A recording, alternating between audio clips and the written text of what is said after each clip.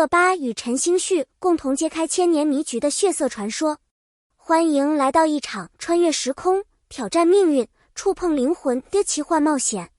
这不仅是一部剧的展开，更是一段能量觉醒与人性撕裂的终极交锋。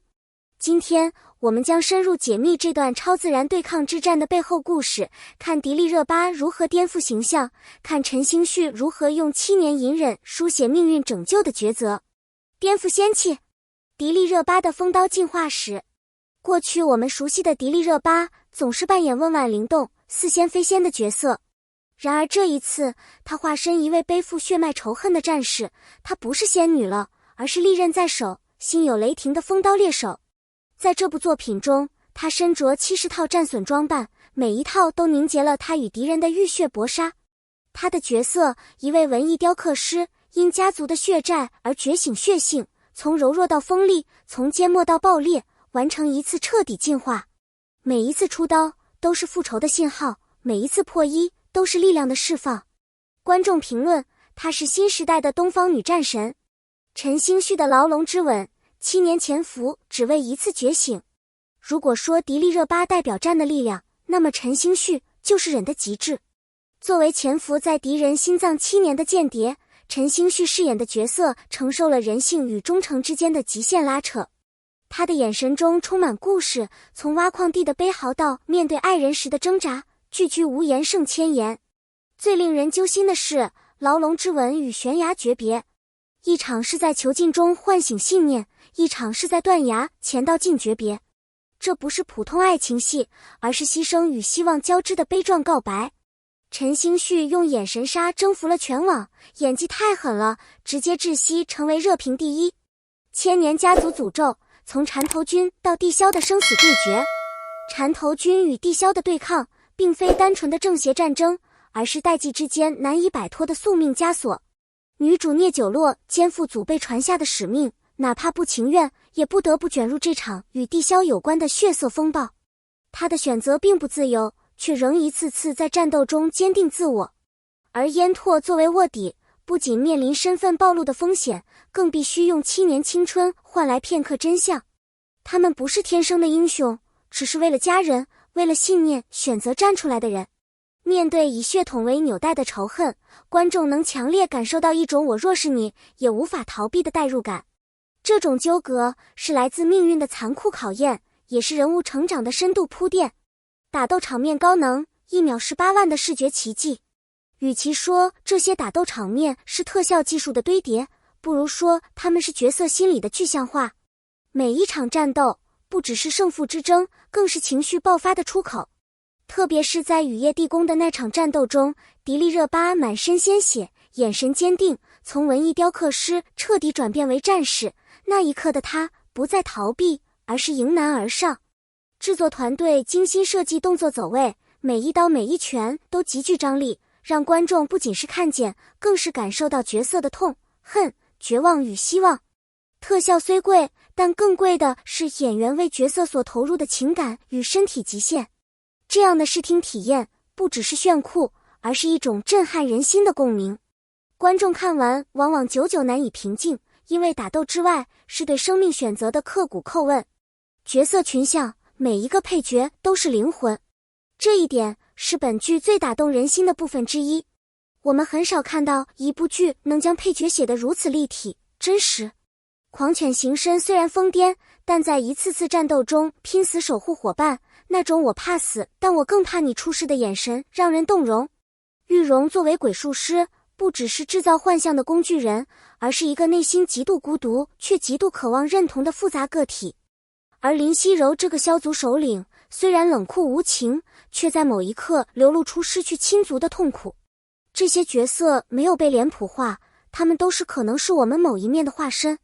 正因如此，他们的命运，他们的选择，让观众不再只是旁观者，而是情感的共鸣者。群像戏之所以震撼，是因为它勾起了观众心中对自我、对他人、对人性的复杂思索。东方幻想世界构建，从山海经到未来宇宙。这部剧以《山海经》为基础，却远不止复古的神话复刻。它用现代镜头语言解构神性与人性，将古老的枭鸟转化为光与暗的象征，借女娲之肉隐喻对永生与欲望的无尽追逐。在这里，神话不再遥远，而是贴近现实。当面对未知力量，我们是选择征服、合作，还是屈服？剧中每一个设定都源于文化土壤，却又经过精密设计，构成一个完整、自洽的幻想宇宙。观众不仅看到打斗和特效，更在剧情深处感受到传统文化与当代心理的交融。当枭鸟追光而生，当缠头君守护黑暗之门，我们其实在见证的是对生命意义的重新叩问。情感深度，生死边缘的爱恋比血更浓。在这场千年纷争中，情感不是糖衣，而是利刃。聂九洛与燕拓的关系是由误解、敌意、怀疑一步步锤炼出来的真实羁绊。他们不是童话式的你侬我侬，而是在泥泞中摸索彼此的边界，最终选择把生死托付给对方。在牢笼之吻中，两人隔着铁窗对望，眼里满是无声的痛与不甘。而悬崖诀别那一刻，是生与死、恨与爱、放手与成全的多重交锋。